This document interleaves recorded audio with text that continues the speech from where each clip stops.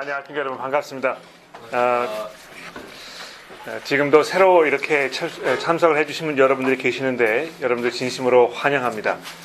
제가 직접 인사를 못 드렸으면 그냥 바로 돌아가지 마시고 저에게 인사를 드리고 이렇게 할 수 있는 기회를 좀 주시면 그러면 너무너무 감사하겠습니다. 그 화면에 있는 것은 이제 제 호주에 있는 저희 교회 웹사이트입니다. 여기 가시면은 뭐 제 설교도 들으실 수 있고 또 저희 교회에서 준비하는 이 성경 공부 교재나 이런 거를 다운로드 받으실 수 있는데요. 필요하시면 적어 두셨다가 사용하시면 될 거라고 생각이 됩니다.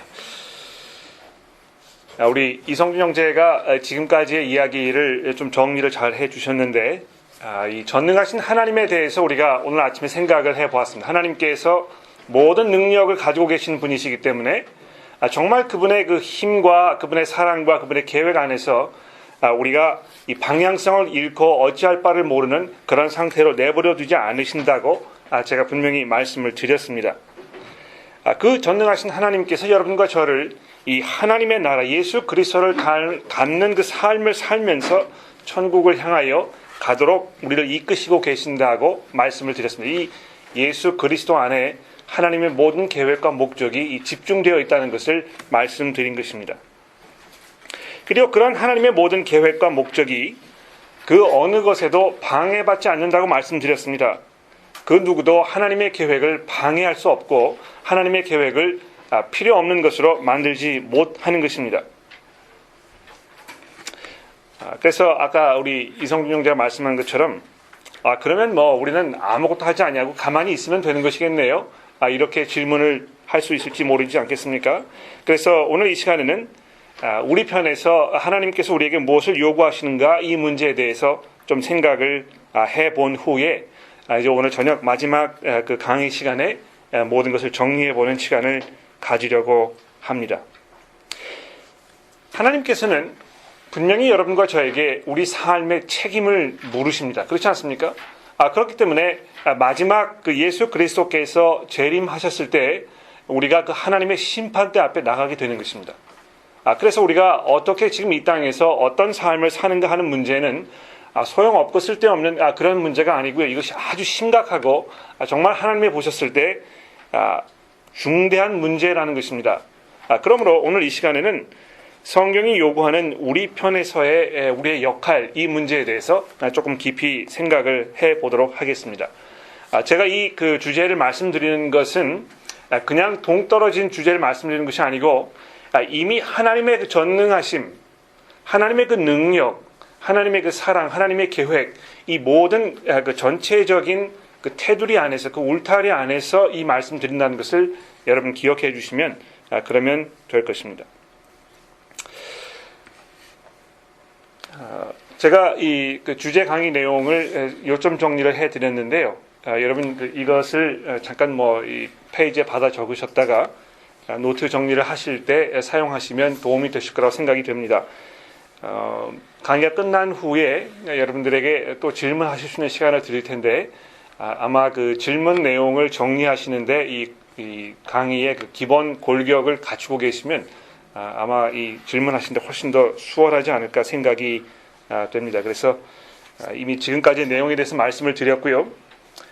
이번 이 회개와 그리고 믿음 이 문제에 대해서 이제 말씀을 드리려고 하고요. 마지막으로 우리가 피해가야 할 이 함정들이 몇 가지가 있는데 그 함정들에 대해서 좀 말씀을 드리면서 이 세 번째 강의를 마치려고 생각을 하고 있습니다. 한 1분 정도만 더 시간을 드리죠.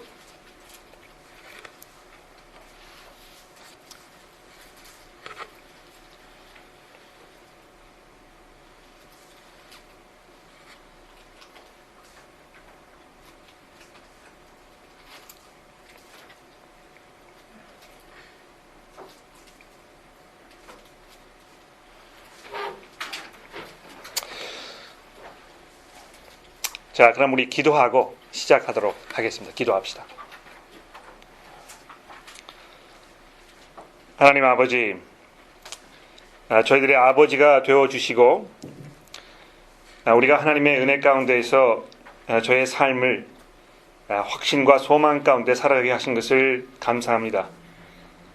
하나님, 저희들의 삶을 하나님께서 인도하고 계시니 하나님을 찬양하며 주께서 우리의 목자이시고 우리를 보호하시는 우리의 아버지이심을 기억하며 이 시간 저희가 주의 말씀을 들을 때 그 말씀을 경청해서 듣게 하시고 두렵고 떨리는 그 마음으로 주의 말씀 앞에 서도록 도와주시기를 기도합니다. 혹시 저희 가운데 낙심되고 또 방황하며 어려운 가운데서 하나님의 그 도우심과 하나님의 인도를 간구하는 형제 자매들이 있으시다면 오늘 우리가 듣게 되는 이 말씀을 통해서 그분들의 그 마음을 위로하여 주시고 또 하나님께 대한 그 소망이 새로워지는 그런 그 시간이 되도록 하나님 인도하여 주시기를 이 시간 간절히 기도합니다. 예수 그리스도의 이름으로 기도드렸습니다. 아멘. 사도 바울이 예루살렘에 올라가기 전에 그토록 사랑하던 에베소 교회 장로들을 불러다가 마지막 그 작별 인사를 나누는 장면이 사도행전 20장에 기록이 되어 있습니다. 예루살렘에 올라가게 되면 세상을 하직하게 될지 다시 사람들 만나게 될지 잘 알 수 없는 그런 그 상황 속에서 이 장로들을 불러다가 지금까지의 이 자기의 그 사역 이런 것들을 좀 정리하면서 마지막 간곡한 그 부탁을 드리는 장면이 소개되고 있는 것입니다. 그래서 이렇게 이야기하고 있습니다. 바울이 밀레도에서 사람을 에베소로 보내어 교회 장로들을 청하니 그들이 오매 그들에게 말하되 아시아에서 들어온 첫날부터 지금까지 내가 항상 여러분 가운데에서 어떻게 행하였는지를 여러분도 아는 바니 곧 모든 겸손과 눈물이며 유대인들의 관계로 말미암아 당한 시험을 참고 주를 섬긴 것과 유익한 것은 무엇이든지 공중 앞에서나 각 집에서나 꺼리낌 없이 여러분에게 전하여 가르치고 이렇게 한 후에 자기의 사역을 어떻게 정리하고 있습니까? 유대인과 헬라인들에게 이 하나님에 대한 회개와 우리 주 예수 그리스도에 대한 믿음을 증거한 것이라 이렇게 설명하고 있다는 것입니다. 사도 바울의 이 사역에 대해서 이야기하면서 이 모든 사람들에게 하나님에 대한 그 회개와 예수 그리스도에 대한 이 믿음을 내가 증거한 것이라고 자기 사역을 정리하고 있는 것입니다. 사도 바울이 다니는 곳곳마다 무엇을 말씀한 것입니까? 우리가 하나님께 대해서 회개해야 하는 것이고 예수 그리스도께 돌아서서 그분께 의지하는 이 믿음을 가져야 한다는 것을 증거했다는 것입니다. 그래서 이 하나님의 인도하심에 대해서 생각할 때에 우리 편에서 하나님께 보여드려야 할 우리 측의 이 반응, 이것은 그냥 인도하심의 문제뿐만이 아니고요. 이 복음을 들었을 때에 우리 모두가 보여야 하는 기본적인 반응이라고 얘기할 수 있습니다. 무엇입니까? 이 회개하는 것이고 믿음을 갖는 것입니다. 이것을 하나님께서 여러분과 저에게 요구하고 있는 것이죠. 자, 그래서 오늘 이 회개와 이 믿음의 문제에 대해서 조금 생각을 해보면서 이것을 나중에 이 하나님의 인도하심의 문제와 연관시켜서 정리를 해보도록 그렇게 하겠습니다. 여러분, 회개라는 것이 무엇입니까? 의지의 변화가 일어난 상태를 말하는 것입니다. 어떤 그 외적인 이 행위의 변화도 물론 중요합니다만 이 행위의 변화라는 것은 내적인 변화 없이도 충분히 가능하지 않습니까? 그래서 성경이 말하고 있는 이 회개라는 것은 내적 이 변화로 인해서 생겨나는 이 외적 변화를 말하는 것입니다. 그래서 삶의 방향이 이루어지는 것을 말하는 것이죠. 이 지하철을 타실 때 이쪽 방향으로 가셔야 되는데 이 전철을 잘못 타셔가지고 반대 방향으로 가시게 되면 그거를 깨닫는 그 순간 거기서 내려야 하는 것 아닙니까? 내려서 반대 방향으로 가는 그 전철을 올라타셔야 하는 것입니다. 바로 그것이 이 회개라는 것이거든요. 이 좀 우스갯소리인데요. 호주에 있는 어떤 그 젊은 청년이 독신으로 오랫동안 살다가 결혼을 해가지고요. 결혼 생활을 시작했습니다. 그런데 어느 날 아주 늦게까지 일을 하고 비몽사몽간에 집을 돌아가면서 결혼해서 자기 와이프가 기다리고 있는 집으로 간 것이 아니고 예전에 살던 자기 부모님 집으로 운전을 해서 돌아간 것입니다. 기억이 나지 않았다는 것이죠. 이 회개한 것이 아닙니다. 그렇게 하면. 예? 이 회개에서 자기 집으로 돌아가서 새 방향으로 가야 되는 것인데 옛날 방향으로 계속 나가고 있는 것은 회개가 아니라는 것입니다.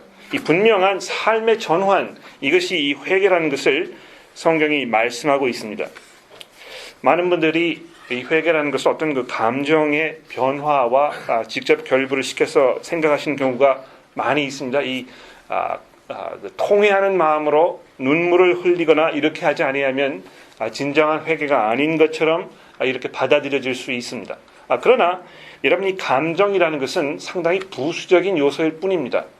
더 중요한 것은 이 마음의 의지의 변화이거든요. 내가 이제 이렇게 살아왔지만 다음부터는 그렇게 하지 아니하고 내가 새로운 모습으로 살아야 되겠다는 이 의지의 발동이 되는 것을 말하는 것입니다. 그런 것은 경우에 따라서 감정의 변화를 수반할 수도 있고 그렇지 않을 수도 있다는 것입니다. 이 감정이라는 것은요, 사실 굉장히 마치 안개와 같습니다. 이 별로 그렇게 우리가 의지할 만한, 신뢰할 만한 그런 것이 아니거든요. 여러분, 그 고린도 후서에 사도 바울이 고린도 교회에 관해서 이렇게 말씀을 하고 있습니다. 하나님의 뜻대로 하는 근심은 후회할 것이 없는 구원에 이르게 하는 회개를 이루는 것이요, 세상 근심은 사망을 이루는 것이니라. 하나님의 뜻대로 하는 근심은 후회할 것이 없는 구원에 이르게 하는 회개를 이루는 것이요, 세상 근심은 사망을 이루는 것이니라. 자, 여기 이제 이 근심이라고 우리 한국 성경을 번역하신 분들이 단어 선택을 하셨는데, 이 근심이라는 단어는 사실 이 슬퍼하는 마음, 그걸 말하는 것이죠. 어떤 그 염려나 그 걱정하는 거, 이런 것을 말하는 것이 아니고 슬퍼하는 것을 말하는 것입니다. 슬픔, 이런 것인데요. 하나님의 뜻대로 하는 그 슬픔이 있는가 하면 이 마지막 부분에 보시면 세상 근심이 있다, 이렇게 얘기하고 있습니다. 세상 근심은 세상의 그 것을 염려하는, 세상의 문제로 걱정하는 그런 걸 말하는 것이 아니고 아무런 쓸모없는 슬픔, 회개에 이르는 것과는 상관이 없이 슬퍼하는 것, 이것을 말하는 것입니다. 예? 그래서 적어도 사도 바울의 마음 가운데는요, 하나님 보셨을 때 아주 합당한 그 슬픔이 있는가 하면 아무런 쓸모없는, 어떤 변화도 가져올 수 없는 그 슬퍼함이 있다는 것이죠. 그래서 여러분들 그냥 회개하실 때에 그냥 슬픔이 있다고 해서 눈물이 있으시다고 해서 정말 회개했다고 단정짓기 아주 어렵습니다. 왜냐하면 정말 중요한 것은 이 구원에 이르게 하는 회개가 있는 근심이 정말 중요한 것이지, 그냥 눈물만 흘린다고 해서 변화가 일어나는 것은 아니라는 것입니다. 여러분, 그 성경에 보시게 되면 정말 그 회개한 사람들의 모습에 대해서 설명하는 분들이 아주 많지 않습니까? 거기에 아주 대표적인 그 예를 우리가 이 데살로니가 전서에서 살펴볼 수 있습니다. 여기 보시면 사도 바울이 데살로니가 사람들에 대해서, 그들의 그 신앙생활에 대해서 설명을 하면서 이렇게 설명을 하고 있습니다. 저희가 우리에 대하여 스스로 고하기를, 우리가 어떻게 너희 가운데 들어간 것과 너희가 어떻게 우상을 버리고 하나님께 돌아와서 사시고 참되신 하나님을 섬기며 또 죽은 자들 가운데서 다시 살리신 그 아들이 하늘로부터 강림하심을 기다린다고 말하니 이는 장래 노하심에서 우리를 건지시는 예수시니라. 이렇게 이야기하면서 이 데살로니가 사람들이 복음을 들은 후에 그들에게 어떤 변화가 일어났는지에 대해서 몇 가지 설명하고 있습니다. 어떻게 했다고요? 첫째로 우상을 버렸다는 것입니다. 예? 우상을 버리고, 두 번째로 하나님께 돌아와서 사시고 참되신 하나님을 섬기기 시작했다는 것이 얼마나 이것이 획기적인 변화입니까? 우상을 버리고 사시고 참되신 하나님을 섬기기 시작했다는 것입니다. 그리고 세 번째로 다시 살리신 그 아들이 하늘로부터 재림하실 것을 기다리는 삶을 살기 시작했다는 것입니다. 그러니까 여기 보시면 사도 바울이 데살로니가 사람들의 어떤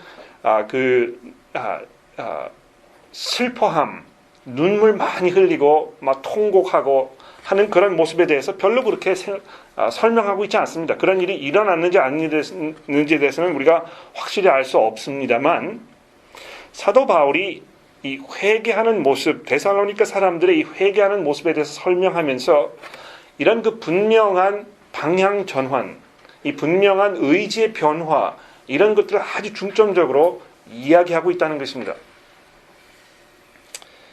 이런 변화에 대해서 우리 주님이신 예수께서 이렇게 표현을 하셨습니다.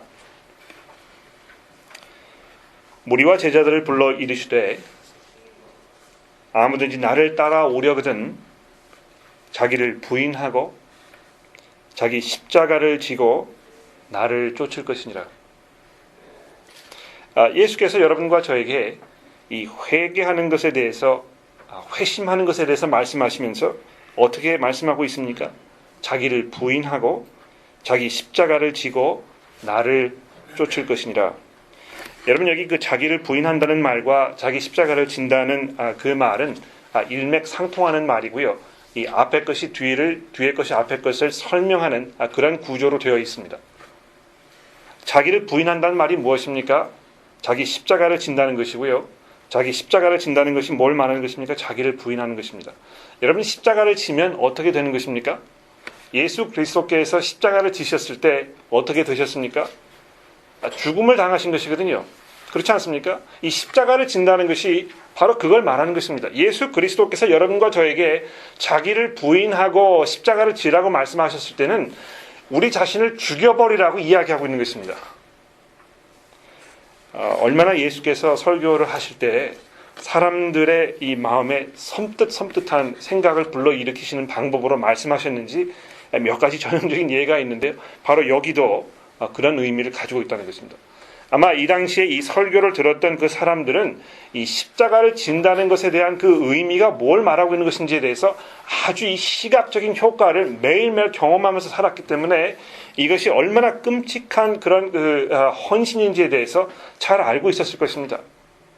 얼마나 많은 사람들이 로마 정부의 손에 의해서 이 당시에 십자가에 처형을 당한 것입니까? 그것을 바라보았던 많은 사람들이 예수 그리스도의 이 말씀을 듣고 나서 예수 따르는 일이 그렇게 쉬운 일이 아니구나 이렇게 생각했을지 모릅니다. 여러분, 자기를 부인한다는 것이 무엇입니까? 여러분과 저는 마치 내가 내 삶의 주인인 것처럼 이 세상의 모든 것이 나를 위해서 존재하는 것인 것처럼 내가 이 세상의 중심에 서 있기 때문에 모든 것이 나를 위해서 존재하고 있다고 착각 속에 살고 있는 존재라고 말씀할 수 있습니다. 여러분, 집에서 어린아이들을 이렇게 키우시게 되면 키우신 분도 계시고 키우고 계시는 분도 계시고 앞으로 이제 키우게 되실 분도 계시는데요. 어린아이들을 키우실 때 이 아이들이 태어나가지고 얼마나 자기중심적이고 얼마나 다른 사람들에 대한 배려나 이런 것에 대한 전혀 이해 감각이 없는지 금방 알 수 있습니다. 살면서 자기가 이 삶의 주인이 아니라는 것을 자꾸 배워가게 되는 것이거든요.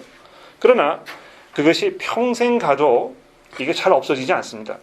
그게 성경에서 말하는 죄라는 것이거든요. 죄가 무엇입니까, 여러분? 하나님을 하나님으로 인정하지 아니하고 마치 내가 하나님인 것처럼 착각하면서 살고 있는 삶, 그 상태, 이것을 죄라고 말하는 것입니다. 하나님과 우리 사이에 있는 이 관계를 부정하는 걸 말하는 것입니다. 나는 하나님이 필요하지 않고 얼마든지 내 삶을 내 방식대로, 내 능력대로, 내 원하는 것을 추구하면서 살아갈 수 있다고 고집하는 것, 이것이 죄인 것입니다. 즉 다시 말해서 하나님을 향해서 반기를 드는 것입니다. 하나님으로부터 이 독립선언을 하는 것이 성경에서 말하는 죄라는 것입니다. 나는 하나님이 필요하지 않다. 나는 하나님을 의지하지 않아도 얼마든지 내 삶을 살 수 있다고 고집하는 것. 그래서 하나님 좀 잠잠히 계시라고. 하늘에 계신 하나님께서는 그냥 하늘에만 계시고 내 삶에는 참여하지 말라고 이 선언해 버리는 것이 바로 죄라는 것입니다. 그런 삶을 우리가 일평생 살아오다가 예수를 만나게 되면 어떤 변화가 일어나는 것입니까? 이쪽으로 막 전속력을 향해서 달려가던 그 열차와 그 반대편에서 다가오시는 예수 그리스도 이분께서 이 정면 충돌하시는 것입니다. 어떻게 되겠습니까? 그렇게 되면 둘 중에 누가 하나가 박살이 나도 박살이 나겠죠. 그렇지 않습니까? 여러분, 이 예수 그리스도를 만나서 자기를 부인하고 십자가를 진다는 것은요, 바로 그런 것을 말하는 것입니다. 전부 자기가 지금까지 짊어지고 달려왔던 그 모든 것을 다 내려놓고 이제는 내가 내 삶의 주인이 아니라는 것. 더 이상 내가 이 세상에서 하나님처럼 생각하면서 살 수 없다는 것을 이제 받아들이는 것. 이것을 말하는 것입니다. 에덴 동산에서 아담과 하와가 선악과를 따먹고 어떤 일이 벌어졌습니까? 눈이 밝아져 가지고요, 진짜로 선과 악을 알게 되었다고 얘기하고 있습니다. 그렇죠? 뱀이 하와에게 유혹을 할 때도 너가 이 과실을 먹으면 눈이 밝아져서 선악을 알게 될 것이라고 얘기하지 않았습니까? 그거 뭘 말하는 것입니까? 아담과 하와가 그것을 먹기 전에 선과 악을 몰랐습니까? 그렇지 않습니다. 왜냐하면 이미 분명히 하나님의 그 말씀을 통해서 하나님께서 원하시는 것이 무엇이었는지, 그들이 하지 말아야 할 것이 무엇인지에 대한 아주 분명한, 아주 구체적인 하나님의 가르침이 있었다는 것입니다. 선과 악을 구분할 수 있는 그 분명한 선이 이미 그어져 있었던 것입니다. 그런데 그 과실을 먹고 난 후에 아담과 하와에게 어떤 변화가 일어난 것입니까? 이 도덕적 자치 결정권, 이것을 그들이 갖게 된 것입니다. 이제는 내가 하나님의 말씀에 의지해서 옳고 그른 것을 정하지 아니하고 내 스스로 내 방식대로 내 마음대로 옳고 그른 것을 정해야 되겠다 하는 이런 그 하나님께 대한 불신, 하나님께 대한 이 독립선언, 이런 것을 하게 된 것이죠. 그래서 그 후로부터 우리 인간들이 계속해서 그냥 우리의 방식대로, 우리가 원하는 대로 이렇게 우리의 삶을 살게 된 것입니다. 그러나 예수께서 이 땅에 오셔서 하나님의 아들이심을 선언하시면서 더 이상 우리가 그 방법으로 이 세상을 살아갈 수 없는 것에 대해서 아주 분명하게 말씀하시고 회개할 것에 대해서 우리에게 요구하셨습니다. 자기를 부인하고 자기 십자가를 지고 나를 따라오라고, 더 이상 내가 주인 행세하지 말고 이 온 세상의 통치자인 내게 돌아서라고 예수님께서 부르고 계시는 것입니다. 사실 하나님의 인도를 구한다고 하면서 얼마나 많은 경우에 내가 이미 마음 먹은 일에 하나님께서도 동의해 달라고 때를 쓰는 경우가 얼마나 많습니까? 하나님의 인도를 구한다고 하면서 금식기도 하시고 철야기도 하시고 정말 기도하시지만 사실 여러분께서 기다리고 계시는 것은 하나님, 내가 정말 이것을 원합니다. 이것이 하나님께서 원하시는 것이라는 것에 대한 어떤 그 동의서를 저에게 보내주시면 그러면 참 좋겠습니다. 이렇게 생각하는 경우가 많습니다. 아직 자기를 부인하지 않은 것이거든요. 자기 십자가를 지려는 준비가 되어 있지 않을 수도 있습니다. 사도 바울은 이 복음의 그 핵심에 대해서 이렇게 말씀하고 있습니다. 저가 모든 사람을 대신하여 죽으심은 산자들로 하여금 다시는 저희 자신을 위하여 살지 않고 오직 저희를 대신하여 죽었다가 다시 사신 자를 위하여 살게 하려 함이니라. 제가 두 번째 강의 시간에 하나님의 계획과 하나님의 목적에 대해서 여러분과 저를 향한 이 하나님의 이 집합적이고 또 동시에 우리 개개인을 향한 아주 개인적인 그 목표에 대해서 말씀을 드리면서 예수 그리스도를 섬기는 삶이, 그분을 따라가는 삶이 하나님의 계획이라고 말씀을 드리지 않았습니까? 모든 사람을 위해서 예수 그리스도께서 대신하여 죽으신 그 이유가 무엇입니까? 왜 이렇게 하신 것입니까? 다시는 저희를 위하여, 저희 자신을 위하여 살지 않고 오직 저희를 대신하여 죽었다가 다시 사신 자를 위하여 살게 하게 하셨다는 것입니다. 여러분, 이것이 이해가 되십니까? 우리의 삶은 나를 위해서 존재하는 것이 아니고요, 나의 어떤 그 원함, 나의 계획, 나의 목적, 이것을 위해서 존재하는 것이 아니고 우리를 위해서 대신하여 죽으셨다가 다시 살아나셔서 하나님의 보좌 우편에 앉아서 온 세상을 통치하시는 그 주인으로 계시는 바로 그분을 섬기면서 살기 위해서 우리가 존재하고 있는 것입니다. 하나님의 인도를 구함에 있어서 우리가 던져야 할 가장 중요한 질문이 무엇입니까? 내가 지금 내리려는 이 결정, 나의 앞에 놓여있는 이 여러 가지 선택들 중에서 내가 무엇을 택할 것인가를 결정할 때 과연 이것이 예수 그리스도 그분을 위한 것인가? 아니면 이것은 나의 욕심을 채우기 위한 것인가? 이 문제를 우리가 피해가지 말아야 합니다. 그 문제에 대해서 우리가 잘 물어보고 솔직한 대답을 할 수 없으면 하나님의 인도하심을 구하는 문제에 있어서 아주 어려워지는 것이죠.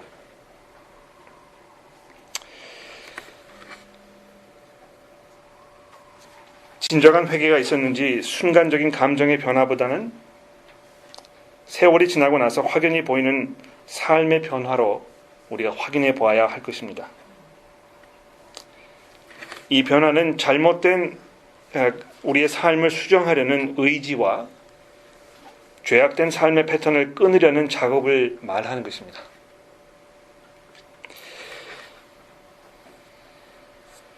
제가 호주에 알고 있는 어떤 청년들이요, 남녀가 서로 연애 생활을 하다가 혼전 성관계를 갖기 시작했습니다.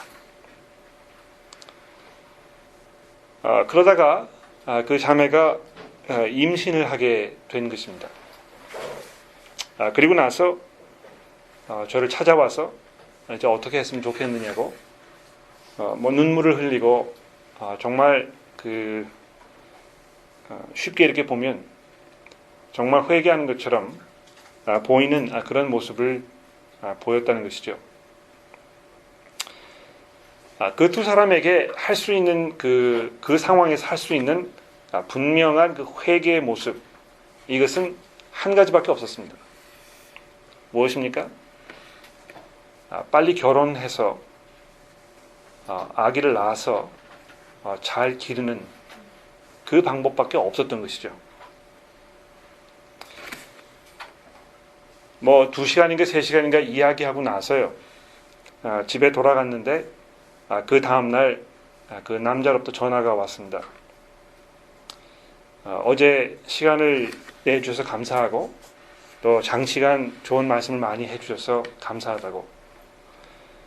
그래서 저는 이제 뭐 결혼을 그럼 해야 될 것 같아서 결혼 문제를 말씀드리고 싶다고 전화를 했는 줄 알았는데, 이 청년이 저에게 전화를 해서 목사님 죄송하지만 저희가 병원에 가서 지금 낙태를 하고 오는 길입니다. 이렇게 저한테 이야기를 하더군요. 제가 할 말을 잊었고 뭐 어떻게 더 이상 손을 써야 될지에 대해서 감이 잡히지 않았습니다. 그런데 그러고 나서 두 사람이 어떤 관계 속으로 들어간 것입니까? 이 혼전성 관계를 그만두지 못하는 것입니다. 그런 일이 벌어졌는데도 불구하고요, 계속해서 이 문제를 가지고 뭐 자기 나름대로는 씨름한다고 해요. 그런 일이 벌어질 때마다 양심의 가책을 느낀다고 얘기하고 뭐 와서 눈물로 호소하고 이렇게 하는 것이죠. 그러나 그것은 진정한 회개라고 얘기할 수 없습니다. 제가 아는 호주의 어떤 한 젊은 청년은요, 인터넷 사이트에서 떠는 음란 동영상, 이 문제로 얼마나 많이 고민했는지 모릅니다.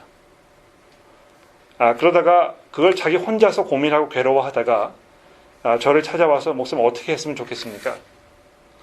그래서 제가 2가지 제안을 했습니다.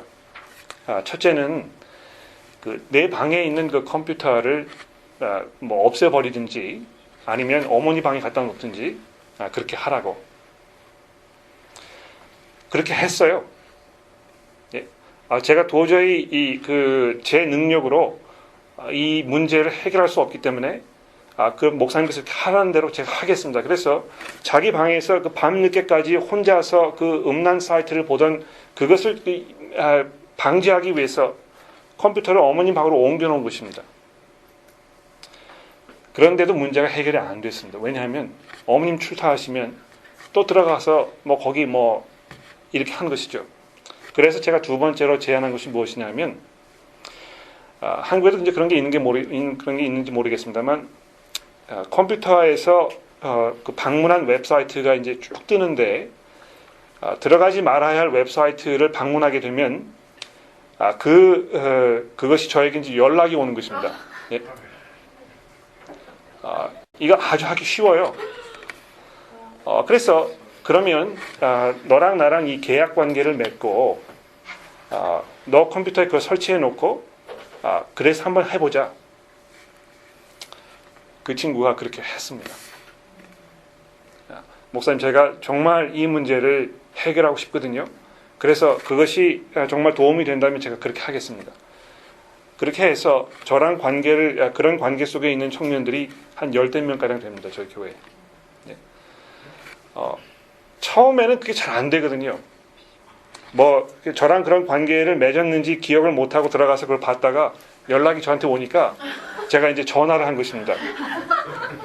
연락 왔어. 이 청년이 화들짝 놀래고 창피스러워하고 어쩔 줄 모르는 것이죠. 그런데 그렇게 하기를 서너 번 하고 나니까요, 그 청년이 저에게 얘기합니다. 목사님, 이제 분명히 해결됐습니다. 제가 목사님 얼굴 보기 창피해서라도 더 이제 그렇게 안 합니다. 그래서 그 형제로부터 그 연락을 받지 않은 지가 벌써 6개월이 넘었습니다. 이것은 분명한 회개입니다, 여러분. 자기의 그 삶의 패턴을 끊기 위해서 정말 사도 바울이 뭐라고 얘기하고 있습니까? 너가 죽기까지 피 흘리기까지 싸우지 않았다는 것입니다. 예? 진정한 회개가 있게 하기 위해서 그 정도까지의 이 사투를 벌이는 모습이 우리에게 있어야 할 것입니다.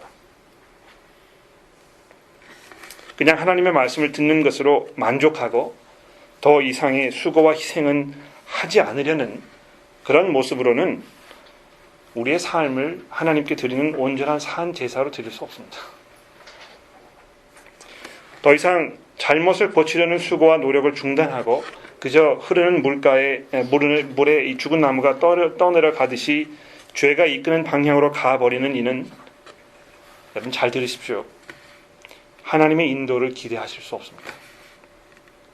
예. 하나님께서 계속 방향 전환을 하라고 말씀하고 계시는데요, 그 말씀을 계속해서 외면하면서 마음속으로 하나님의 인도를 구한다고 말씀하시면 하나님께서 분명히 그들을 외면하신다는 것입니다.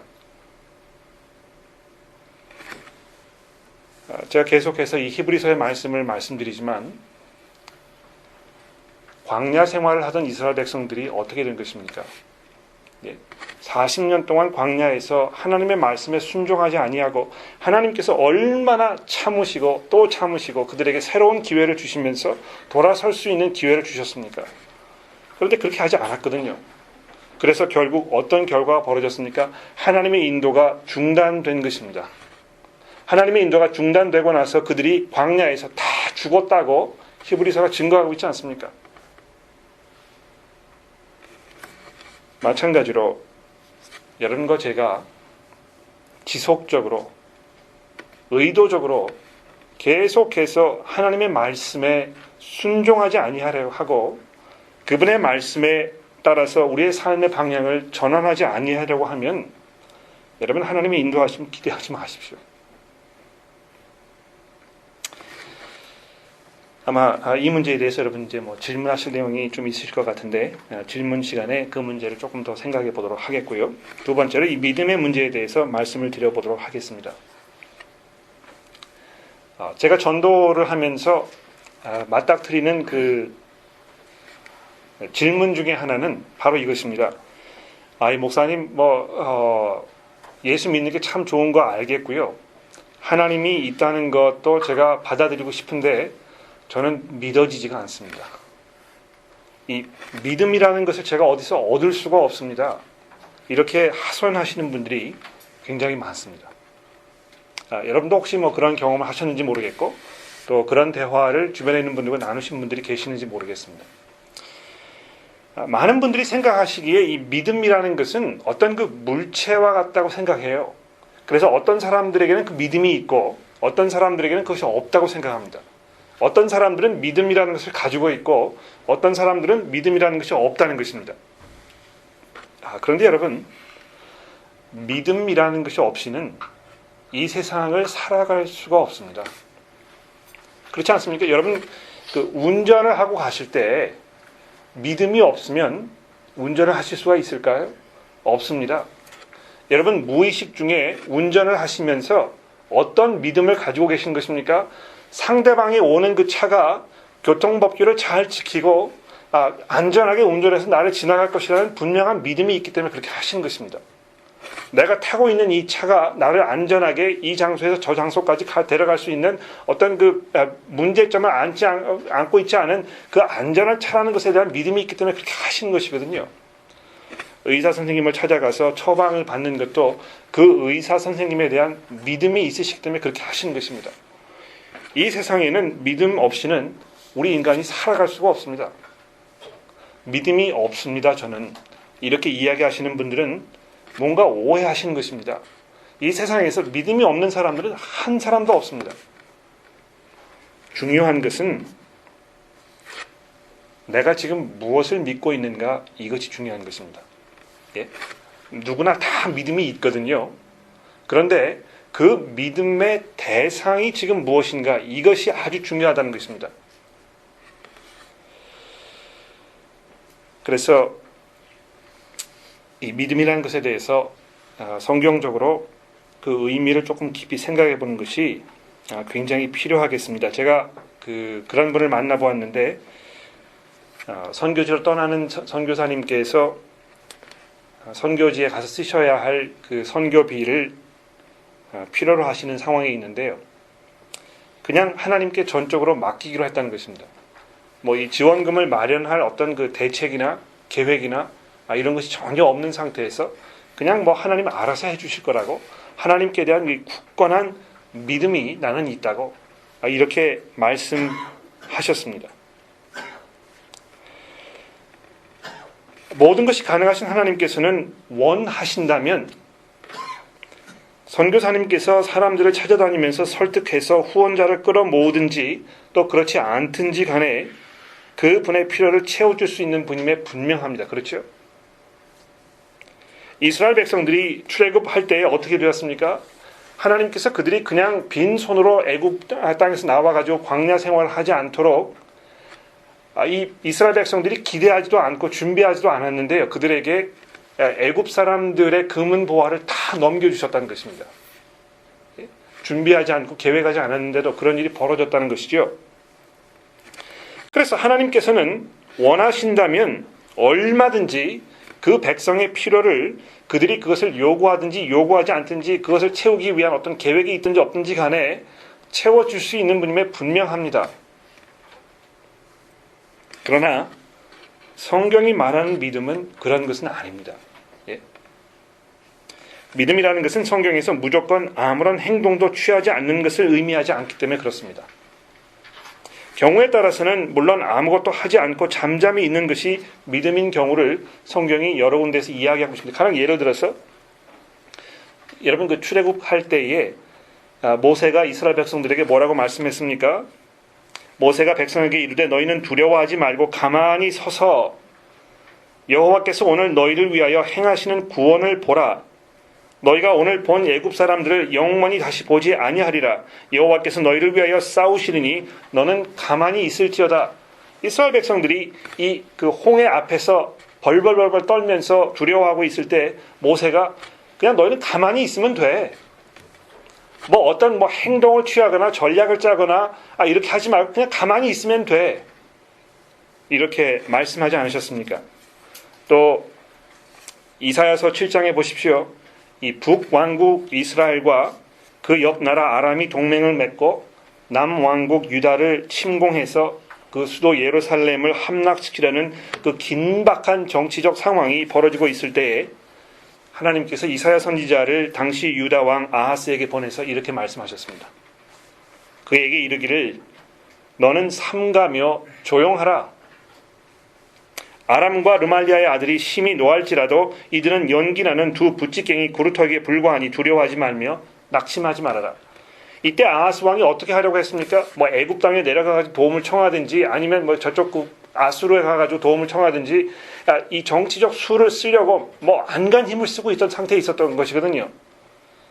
그러나 하나님께서 이 이사야 선지자의 입을 통해서 아하스에게 얘기하십니다.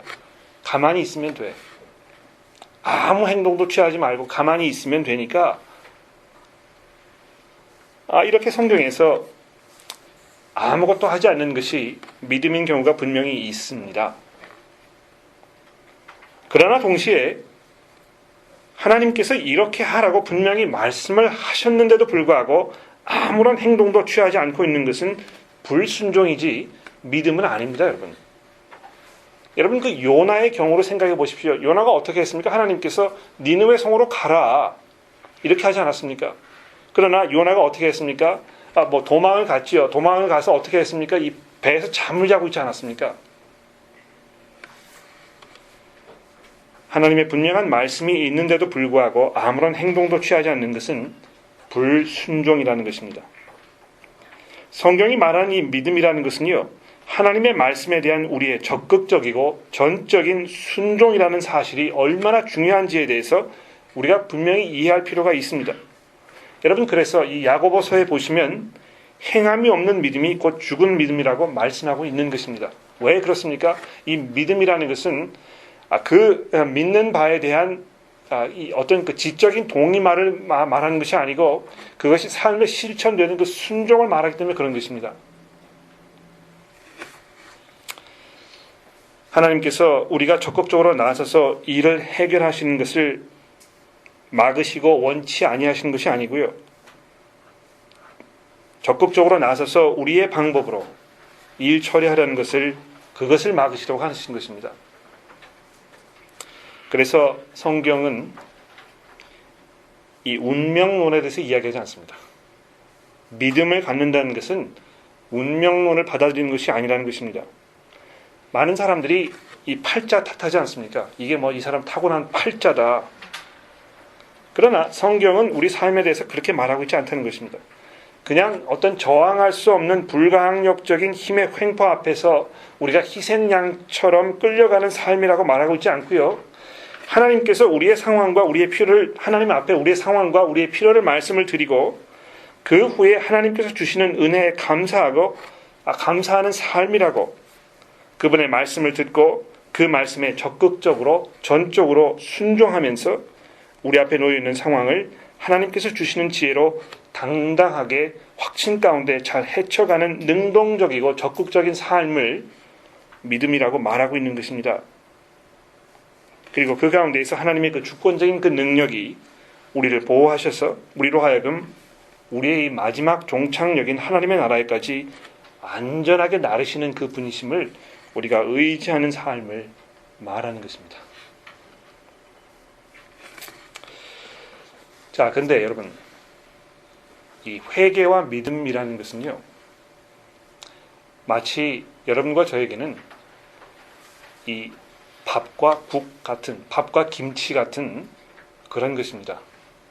이것은 한 번 먹고 두 번 먹고 해결될 문제가 아니고요. 우리가 매일매일 먹어야 우리의 삶을 유지할 수 있는 그런 우리 삶의 양식이라고 얘기할 수 있습니다. 여러분, 이 골로새서를 살펴보시게 되면 사도 바울이 골로새 교회 교인들에게 그 그리스도인의 삶에 대해서 어떻게 말씀하고 있습니까? 잘 들어보십시오. 그러므로 너희가 그리스도와 함께 다시 살리심을 받았으면 이미 살리심을 받았다는 것을 전제하고 지금 이야기하고 있는 것입니다.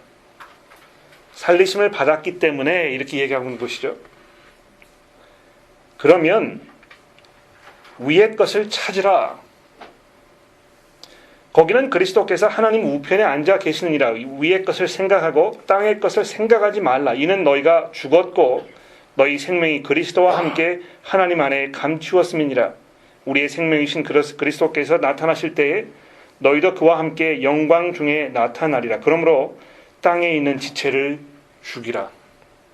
곧 음란과 부정과 사욕과 악한 정욕과 탐심이니 탐심은 우상 숭배니라. 이런 것들 인하여 하나님의 진노가 임하느니라. 전에도 너희도 전에는 그 가운데서 살 때에는 그 가운데서 행하였으나 이제는 너희가 이 모든 것을 벗어버리라. 곧 분과 악의와 회방과 너희 입에 부끄러운 말이라. 너희가 서로 거짓말을 말라. 옛사람과 그 행위를 벗어버리고 새 사람을 입었으니 이는 자기를 창조하신 자의 형상을 쫓아 지식에까지 새롭게 하심을 받은 자니라. 거기는 헬라인과 유대인이나 헬라당이나 모헬라당이나 야인이나 스구디아인이나 종이나 자유인이나 분별이 있을 수 없나니 오직 그리스도는 만유시요 만유 안에 계시느니라. 여러분이 뭘 말하는 것입니까?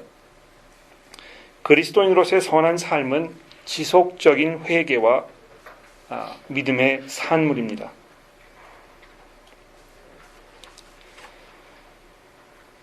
그냥 한번 땅의 것을 죽이는, 지체를 죽이는 이 회개를 말하는 것이 아니고요.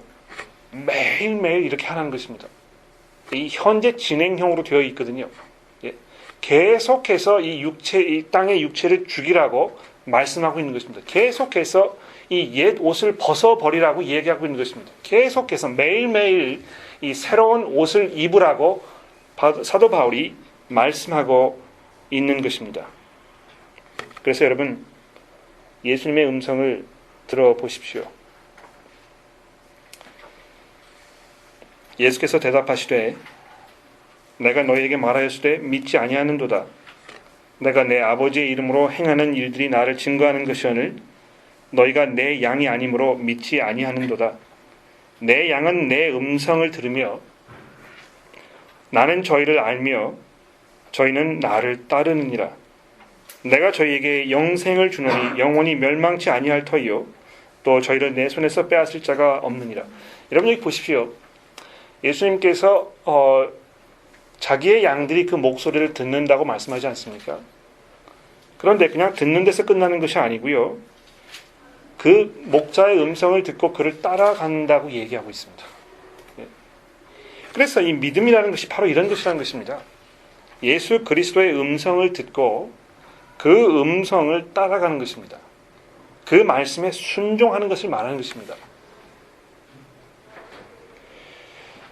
그러므로 우리는 우리 목자께서 우리를 인도하기 원하시고 또 그러실 수 있는 충분한 능력이 있는 분이라는 것을 마음에 간직하면서 우리가 확신 속에 살아가야 할 것입니다. 여러분.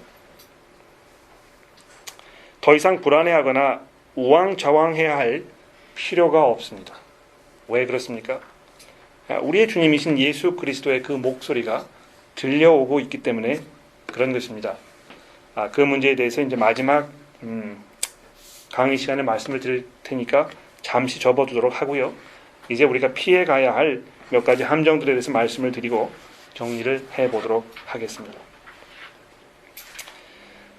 이 회개와 믿음의 그 문제에 있어서 우리가 피해 가야 할 첫 번째 함정은 우리 스스로의 능력에 대한 확신과 자신감이 흘러 넘쳐서 하나님은 안중에도 없는 삶을 사는 것입니다. 정말 우리가 모든 일을 능동적으로, 적극적으로 잘 계획하고 준비해서 해결하는 것이 그래서 그 하나님의 말씀에 순종하려고 하는 그 삶의 모습이 우리에게 필요한 것입니다만 이것이 너무 과하게 되면 어떤 결과를 초래할 수 있습니까?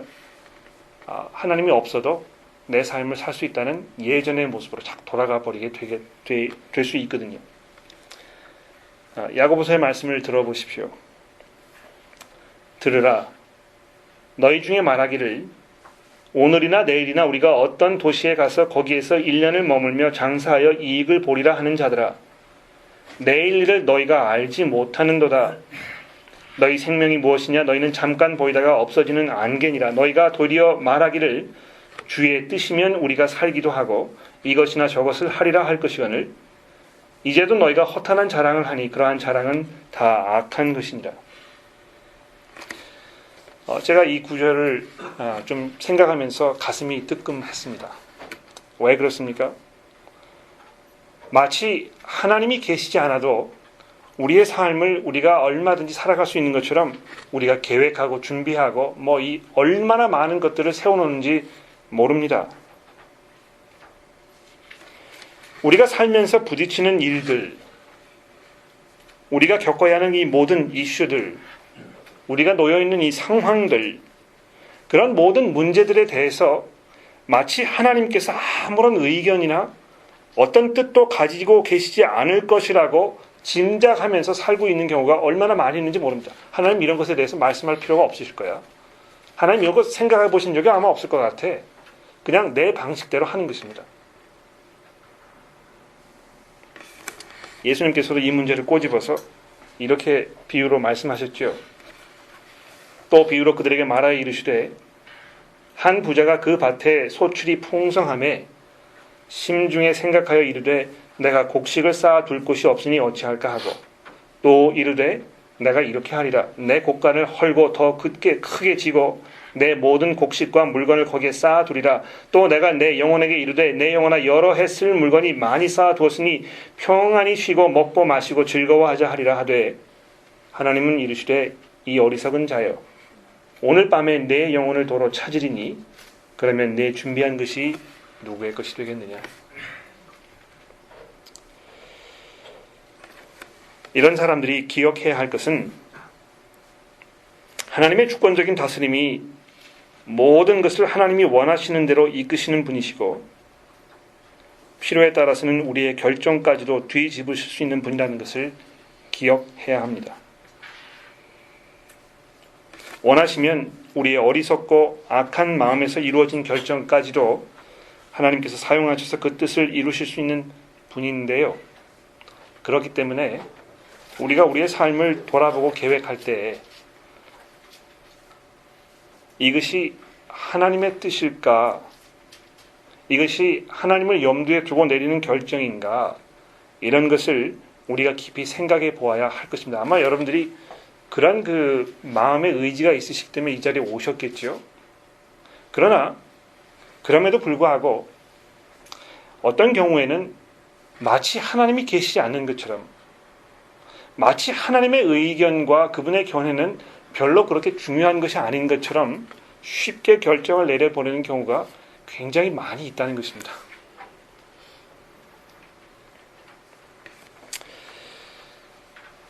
두 번째로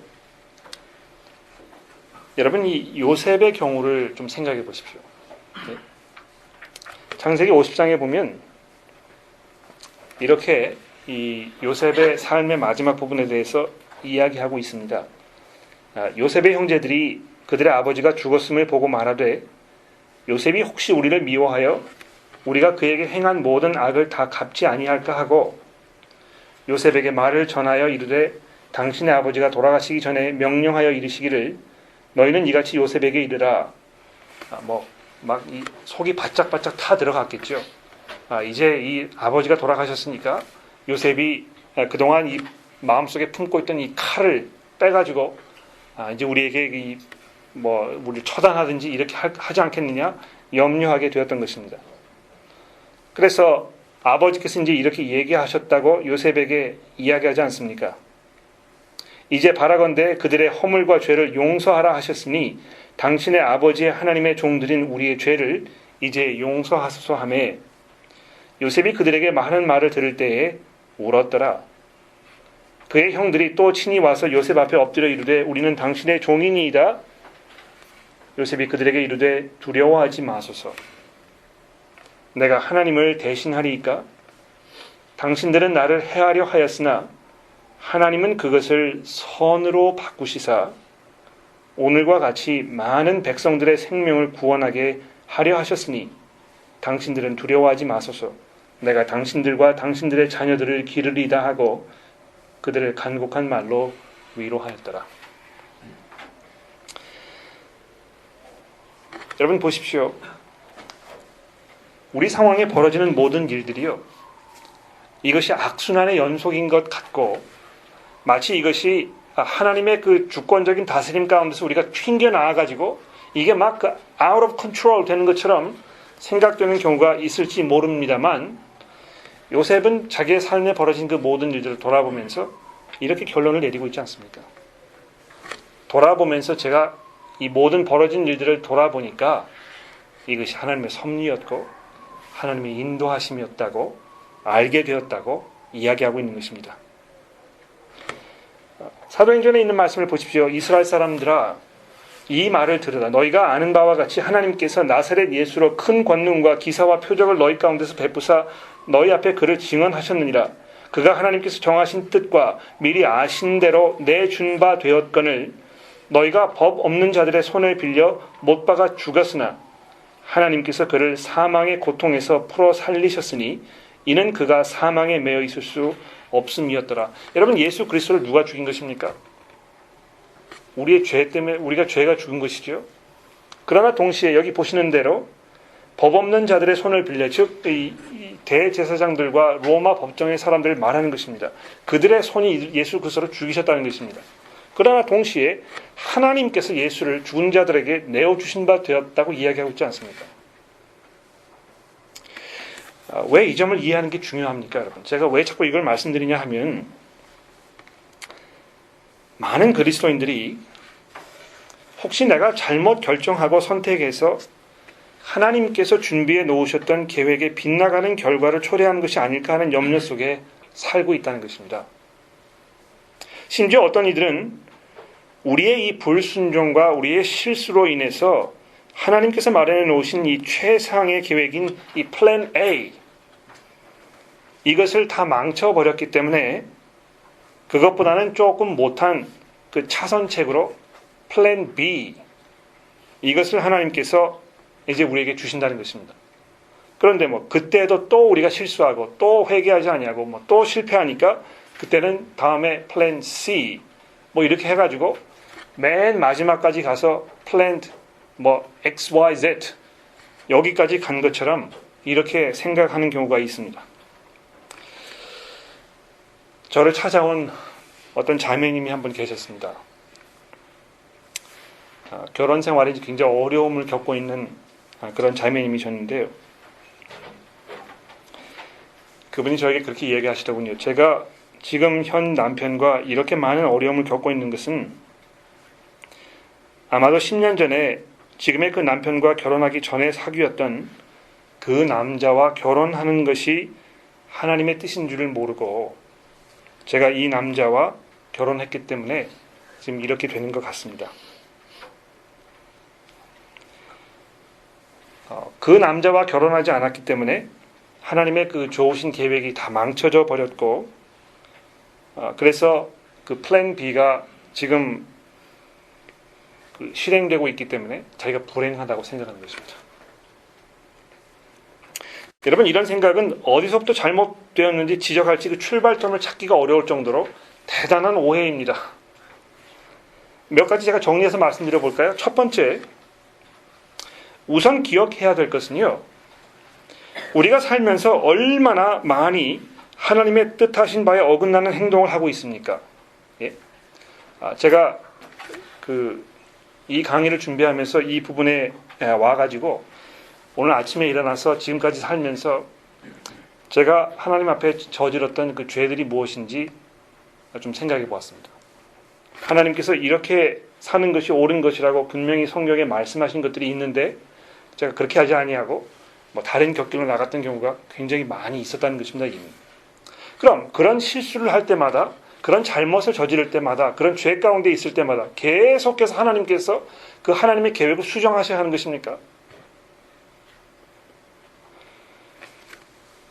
결혼, 직장, 교회 선택 등등 그런 문제들만이 중요한 것이 아니고요. 매일매일 우리가 순간에 하나님께 순종하면서 사는 것이 중요하지 않겠습니까? 그런데 그 순간마다 우리의 죄로 인해서 하나님께서 원하시는 바를 무시하게 되면 하나님의 계획이 걷잡을 수 없이 무너지게 되고 하나님도 속수무책으로 손을 드셔야 하는 상황이라고 우리가 생각해 버릴 수가 있다는 것입니다. 그러나 우리가 지금까지 살펴본 성경의 하나님은 그렇게 무기력하고 나약한 하나님은 아니십니다. 우리가 어떻게 구원받았는지 이 문제를 생각해 보면 이 문제가 아주 분명하게 우리에게 나타납니다. 우리는 예수를 영접하기 전에 죽은 자들이었고, 그래서 우리의 힘으로는 도저히 하나님께 돌아설 수가 없는 그런 존재들이지 않았습니까? 여러분, 자기의 힘으로 예수 믿은 사람 있습니까? 없습니다.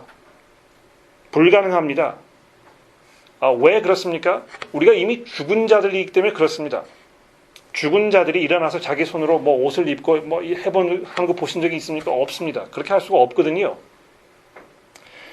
그러나 하나님께서 그런 우리들을 하나님의 주권적인 능력으로 성령의 새 생명을 부어주시는 이 부활의 능력으로 여러분과 저를 다시 살리셔서 그리스도께 믿음으로 돌아설 수 있도록 조치하셨기 때문에 이것이 가능해졌다는 것이죠.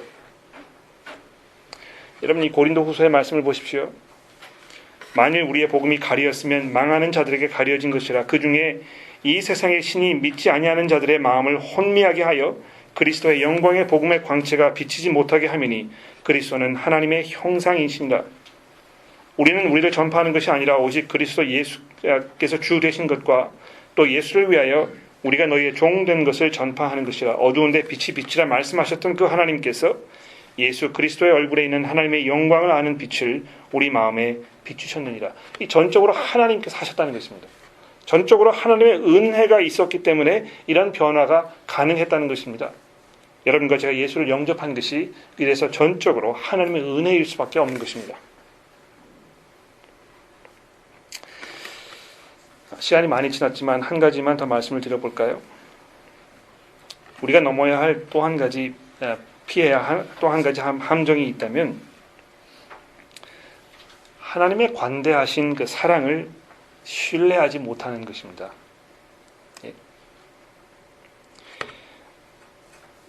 이 에덴 동산에서의 사건을 여러분 보십시오. 뭐 이미 여러 번 이 구절을 제가 읽어드렸기 때문에 다시 읽어드리지 않겠습니다만, 하나님께서 너희들에게 최선의 것을 주시기 원하시는 분이 아니야. 하나님의 주된 관심사는 자기의 이익을 채우는 것이지 너희들의 그 가장 좋은 것을 주시는 분이 아니기 때문에 선악을 알게 하는 그 과실을 먹지 못하게 한 것이야. 이렇게 유혹했다는 것입니다. 그 이야기를 들은 하와가 어떻게 했습니까? 그것을 본즉 먹음직도 하고 지혜롭게 할 만큼 탐스럽기도 했다는 것입니다. 즉 하나님의 의도와 하나님의 동기, 그분의 마음을 의심하기 시작한 것입니다. 사실 많은 사람들이 하나님에 대해서 이런 마음을 가지고 살고 있는 것 같습니다. 믿지 않는 분들은 그리스도인들을 보면서 이 마치 하나님의 노예처럼 무슨 중세시대의 수도승처럼 아주 고리타분한 삶을 살고 있는 그런 불쌍한 사람들로 여기지 않습니까? 그렇죠? 우리 그리스도인들도 마음속에 그리스도인으로 사는 것이 어딘가 손해를 보는 삶으로 생각되곤 하는 경우가 얼마나 많습니까? 왜 그렇게 하지 말라고 하는 것이 많은지, 숨 막혀서 못 살겠다고 투정을 부리는 것입니다. 다 남의 떡이 커 보인다고요. 예수를 알지 못하고 사는 사람들의 삶이 자기의 욕심의 정욕과 이것을 따라서 소위 말하는 이 자유로운 삶을 사는 것이 더 멋지게 우리 눈에 보이는 경우가 얼마나 많이 있습니까? 그래서 예수 영접해서 그리스도인으로 살아가는 것, 예수 따라가는 삶을 사는 것이 후회스럽게 느껴지는 경우가 있다는 것입니다. 여러분, 그러신 적이 있습니까? 내가 왜 예수를 믿었을까? 이거 뭐 믿지는 장사하고 있는 거 아닌가? 사실 우리의 주변을 돌아보면 예수 믿지 않으면서 떵떵거리고 뭐 삐까뻔쩍하는 그런 집에서 호의호식하면서 사는 얼마나 많은 사람들이 있습니까? 그런 사람들을 보았을 때 어딘가 뭔가 부족한 것이죠. 성에 차지 않는 것입니다. 이 하나님께서 왜 이런 방식으로 이 세상에 우리를 남겨놓으신 것일까? 그러나 여러분, 우리 그리스도인들은 하나님께서 만들어 놓으신 이 세상에서 하나님께서 정해놓으신 방법대로 우리의 삶을 사는 것이 가장 좋은 삶이라는 것을 우리 기억해야 합니다. 그것은 사랑이 풍성하신 하나님께서 우리를 위해서 정성스럽게 마련해 놓으신 가장 최선의 삶이기 때문에 그런 것입니다. 여러분, 하나님의 길을 점점 외면하는 우리 한국 사회가 정말 행복하고 만족스러운 삶을 향하여 나아가고 있다고 생각하십니까? 한국이 가장 높은 이혼율과 가장 높은 자살률과 가장 높은 낙태율과 가장 많이 외국으로 입양아를 보내고 있다는 사실, 가장 많은 이 양의 수를 소비하는 나라는 사실들을 우리 눈앞에 분명히 보게 되면서 마치 하나님의 방법대로 사는 것보다는 우리의 주장대로 하는 것이 더 좋은 것이라고 우리가 우기고 있는 것은 아닌가 생각해 볼 필요가 있다는 것입니다. 여러분, 이 시편의 말씀을 들어보십시오. 악을 행하는 자들 때문에 불평하지 말며 불의를 행하는 자들을 시기하지 말지어다. 그들은 풀과 같이 속이 배임을 당할 것이며 푸른 채소같이 쇠잔할 것이미로다. 여호와를 의뢰하고 선을 행하라. 땅에 머무는 동안 그의 성실을 먹을거리로 삼을지어다. 또 여호와를 기뻐하라. 그가 내 마음의 소원을 내게 이루어 주시리로다. 내 길을 여호와께 맡기라. 그를 의지하면 그가 이루시고 내 의를 빛같이 나타내시며 내 공의를 정오의 빛같이 하시리로다. 여호와 앞에 잠잠하고 참고 기다리라. 자기 길이 형통하여 악한 꾀를 이루는 자 때문에 불평하지 말지어다. 우리 그리스도인들은 이래서 이 세상의 사조와 풍습을 보다 냉정하게 파헤치고 그 어리석음을 들추어내는 일에 좀 더 날카로워질 필요가 있습니다. 이 물질 만능주의, 이 외모 지상주의, 이 육체적인 쾌락을 마음껏 즐기는 것이 가져다주는 그 끔찍한 결과들을 우리가 보고 있으면서도 그것을 마치 가장 좋은 것인 것처럼 포장하는 이것을 다 파헤치고 그것을 분명하게 아주 정확하게 인식할 이럴 필요가 있다는 것입니다. 그래서 여러분 이 로마서의 말씀을 보십시오. 그러므로 형제들아, 내가 하나님의 모든 자비하심으로 너희를 권하노니 너희 몸을 하나님이 기뻐하시는 거룩한 산 제물로 드리라. 이는 너희가 드릴 영적 예배니라. 너희는 이 세대를 본받지 말고 오직 마음을 새롭게 함으로 변화를 받아 하나님의 선하시고 기뻐하시고 온전하신 뜻이 무엇인지 분별하도록 하라. 그렇습니다, 여러분. 지금 당장 예수를 따라가는 삶이 가장 좋은 삶이라고 이해되기가 어려울지 모르겠습니다. 무엇인지 모르게 공허하게 느껴지실지도 모르겠고요. 손해를 보고 있다고 생각되실지도 모릅니다. 사실 예수 믿으면 더 어렵습니다, 삶이. 예수 믿어서 더 행복해졌다고 하시는 분도 많이 있습니다. 사실 저도 그럴 거라고 생각이 되는데요. 동시에 사도 바울께서 뭐라고 얘기했습니까? 누구든지 경건하게 살고자 하거든 고난을 받을 것이라고 디모데에게 얘기하지 않았습니까? 여러분, 이 땅에서 우리가 그리스도인으로 사는 삶은요, 고난을 피해갈 수가 없는 삶입니다. 왜 그렇습니까? 우리가 이 세상에 속해 있지 않기 때문에 그렇습니다. 여러분과 저는 하나님의 백성들이기 때문에 그렇습니다. 그래서 마치 이 몸에 맞지 않는 옷을 걸치고 있는 것처럼 어떤 이방인의 국가에 가서 살고 있는 것처럼 여기에서 사는 이 삶이 아주 불편할 수밖에 없습니다. 그러나 우리에게 기다리고 있는 이 하늘의 기업, 하나님께서 예수 그리스도를 통해서 우리에게 준비해 놓으신 그 엄청난 은혜와 그 특권, 이것을 기억했을 때 우리는 우리의 희망과 우리의 확신을 놓을 수 없는 것입니다. 디모데전서 6장에 있는 말씀으로 정리를 해볼까요? 내가 이 세대의 부한자들에게 명하여 마음을 높이지 말고 정함이 없는 재물에 소망을 두지 말며 오직 우리에게 모든 것을 후하게 주사 누리게 하시는 하나님께 두며 선을 행하고 선한 사업을 많이 하고 나누어 주기를 좋아하며 너그러운 자가 되게 하라. 이것이 장래에 자기를 위하여 좋은 털을 쌓아 참된 생명을 취하는 것입니다. 얼마나 이것이 이 세상의 삶의 모습과 비교됩니까? 그러나 여기에 복된 삶이 있다는 것입니다. 예수 그리스도께 순종하고 그분을 따라가며 그분의 그 믿음을 놓지 않는 그 삶, 바로 그것을 통해서 하나님의 인도하심 가운데 우리가 살 수 있을 것입니다. 기도하겠습니다.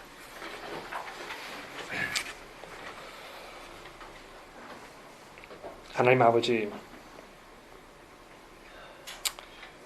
저희의 욕심과 저희의 정욕과 저의 죄로 인해서 우리의 시야가 흐려지고 부활하신 예수 그리스도의 그 영광의 광채를 잘 보지 못하며 오히려 세상 사람들의 그 삶이 더 좋은 것으로 보여지는 경우가 얼마나 많이 있는지 모릅니다. 하나님, 저의 그런 어리석은 생각을 고쳐주시고 주의 말씀으로 변화시켜 주셔서 하나님 나라에 대한 그 소망의 그 기쁨과 또 그 감격을 회복할 수 있도록 하나님 도와주시기를 간절히 기도합니다. 그래서 매일매일의 삶 속에서 저희가 만족하며 우리의 처한 그 상황과 이 형편을 하나님의 은혜로 생각하며 살게 하시고 또 그것이 우리를 단련하고 연단하시는 하나님의 은혜인 것을 기억하면서 살 수 있도록 하나님 저희를 도와주시기를 기도합니다. 하나님의 인도하심과 하나님의 그 보호하심을 구하는 저희들이 주의 말씀에 순종하며 주를 의지하는 삶을 살아가도록 저희를 도와주시기를 예수 그리스도의 이름으로 기도드렸습니다. 아멘. 자, 우리 식사를 이제 6시에 하게 되는 걸 제가 알고 있는데요. 그 휴식 시간 하지 말고 질문 시간으로 바로 넘어가도록 하겠습니다. 질문 몇 가지를 제가 받아보고 그 다음에 이제 정리를 하도록 하죠. 질문이 있으시면 질문해 주시면 좋겠습니다.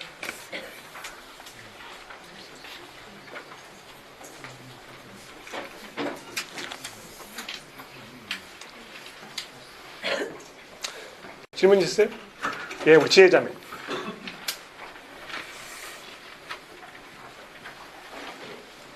말씀을 잘 듣는다고 들었는데,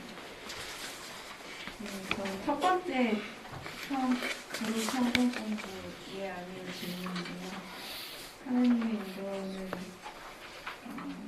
시간이 지난 후에 뒤돌아봤을 때만 알 수 있는 건가요? 제 철칙이 뭐냐면 성경 공부 교재에 있는 문제에 대한 대답은 절대로 드리지 않는 것입니다. 왜 그러냐면 그럼 이제 여러분 생각하시는 걸 그만두시게 되거든요. 그렇지 않습니까? 그래서 해답을 못 찾으셨으면 더 부딪히세요. 그 분명한 대답이 있거든요. 그리고 이제 무엇보다도 마지막 강의를 들으시면 그 문제에 대해서 이제 분명하게 정리가 되실 것입니다. 그러니까 좀 답답하시겠지만 오늘 저녁까지 참으시면 제가 분명하게 대답을 해드릴 텐데요.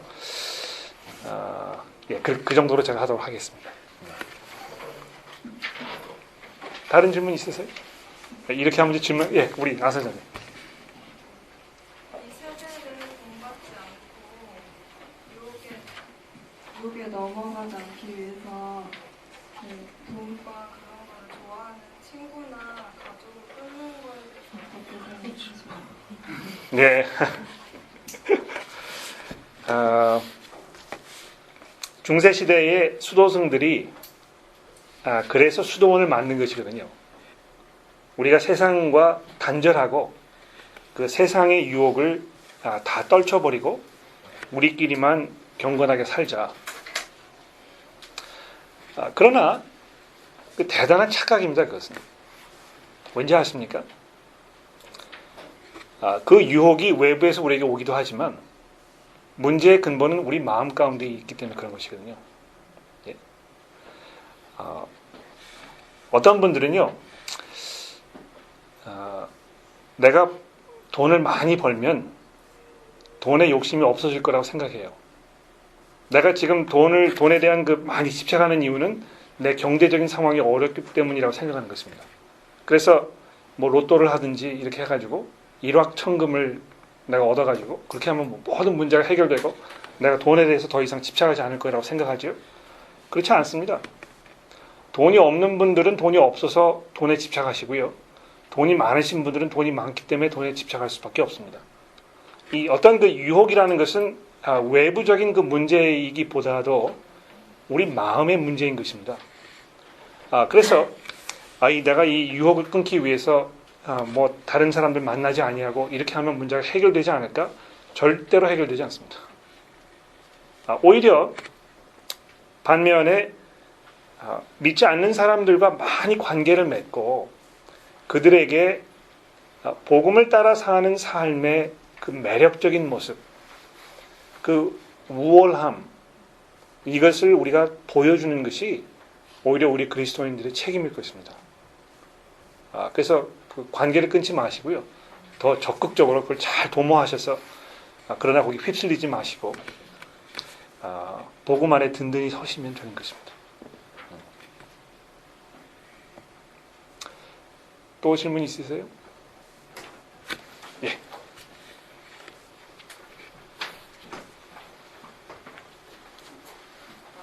아까 믿음에 대해서 말씀해 주실 때 경우에 따라서는 아무것도 하지 않고 잠잠히 있는 것이 믿음일 경우가 있고 또 어떤 경우에는 하나님 앞에 우리의 상황과 필요를 말씀드리고 믿음 안에서 우리 앞에 놓인 문제를 적극적이고 능동적으로 잘 해결해 가기를 원하신다고 하는데 어떨 때 잠잠히 있는 것이 정말 믿음의 반응이고 어떨 때 적극적이고 능동적으로 나서는 것인지 그것을 분별하는 것이 참 힘들거든요.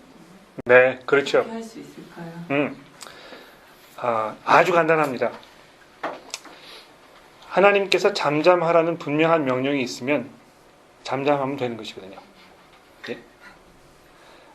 성경을 잘 찾아보시면서 아무것도 하지 말고 잠잠하라 하는 경우가 어디 있었습니까? 별로 없어요, 사실은. 예? 제가 예를 들어드린 그 두 경우가 있고요. 신약 성경에서 그런 경우가 있었는지 제가 찾아보기 어렵습니다. 그래서 전반적으로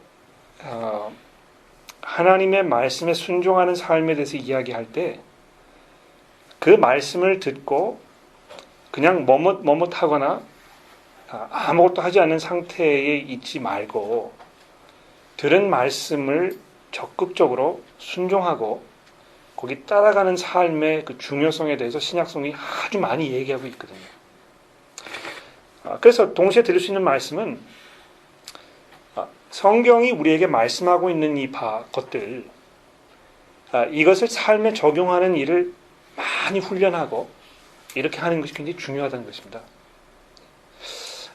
어떤 특별한 상황을 이렇게 놓고 이제 이럴 때 잠잠하는 것이 하나님의 뜻인지 어떤 다른 행동을 취하는 것이 하나님의 뜻인지 분별하기 원하시는 그 문제를 말씀하고 계신 것이라면 저를 개인적으로 찾아오셔도 좋겠고 또 세 번째 마지막 강의를 들으신 후에 또 질문을 하셔도 좋지 않을까 생각해요. 마지막 질문 하나 더 받을까요? 있으면?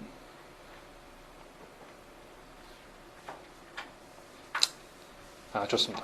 굉장히 피곤하시죠? 이 앉아서 듣는 것이요. 이야기하는 사람보다 더 피곤합니다, 사실은. 제가 해봐서 알거든요. 장시간 동안 여러분 집중해서 잘 들어주셔서 감사하고, 식사를 잘 하신 후에, 좀 기분 전환을 하시고, 우리 마지막 강의를 하도록 그렇게 하겠습니다. 기도하죠. 기도하고 마치죠. 하나님, 저희가 이제 하나님 주시는 일용할 양식을 듣게 되었습니다. 감사하는 마음으로 들게 하시고 또 식사를 하는 동안에 좋은 대화를 나누며 저희 생각을 잘 정리할 수 있는 그런 기회가 되도록 저희를 도와주시기를 간절히 기도합니다. 예수 그리스도의 이름으로 기도드렸습니다. 아멘.